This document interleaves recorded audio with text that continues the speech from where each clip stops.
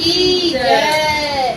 दोस्तों आज हम आपको भोले बाबा का एक सुंदर भजन सुनाने जा रहे हैं। गौरा मैया मायके जाने की जिद करती है तो भोले बाबा बोलते हैं उन्हें कि हमें तो वहाँ से निमंत्रण नहीं है, क्योंकि उनके पिता ने यज्ञ कराया था, उनको नहीं बुलाया था। तो इसी बात पर दोनों की बात हो रही है, तो भजन के माध्यम से आप लोगों को सुनाने जा रही हैं। बने रहे हमारे वीडियो में।